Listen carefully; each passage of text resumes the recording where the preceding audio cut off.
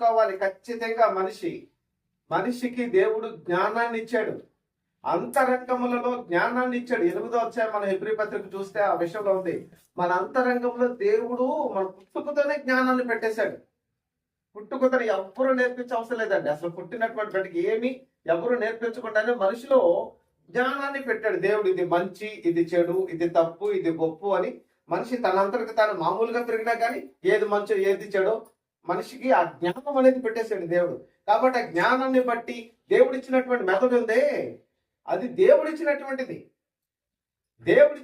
అయితే దేవుడిని కనుక్కోవడానికి ఇచ్చింది ఆ మెథడ్. దేవుని కొరకు నడవడానికి ఇచ్చినటువంటి కాళ్ళు ఇవి. దేవుడిని చూడడానికి ఇచ్చినటువంటి కళ్ళివి. దేవుని గురించి మాట్లాడడానికి ఇచ్చినటువంటి నోరిది. దేవుని మాటలు వినడానికి ఇచ్చినటువంటి చెవిది. నీ జీవిత కాలంలో దేవునికి ప్రాధాన్యత ఇవ్వకుండా,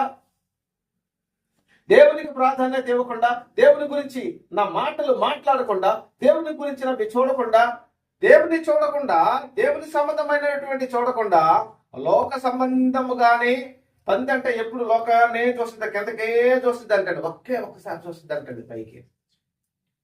ఒక్కసారి చూస్తుంది అంటాడు పైకి. ఎప్పుడు దాన్ని కాళ్ళు కట్టేస్తారంట, కాలు చేసి దాన్ని కోసేసేటప్పుడు అప్పుడు ఒక్కసారి తీస్తే ఎంత బాగుందా అనుకుంటారంట. అలా అనుకునే లోపే తెచ్చుకో. ఒక్కసారి చూస్తుంది దాని జీవితంలో. నేను పందిని ఎందుకు దేవుడు చేశాడంటే, ఎవరైనా పందులాగా ఉండకూడదు. పంది చూపినప్పుడు కిందగానే ఉంటుంది. దాని రెప్పలు కూడా అండి పైకి ఉంటాయి. దానిది కన్ను లోపలికి ఉంటుంది. దాని ఎత్తుగా ఉంటే ఎప్పుడు కింద ఏం దొరుకుతుంది ఎప్పుడు భూ సంబంధి పంది.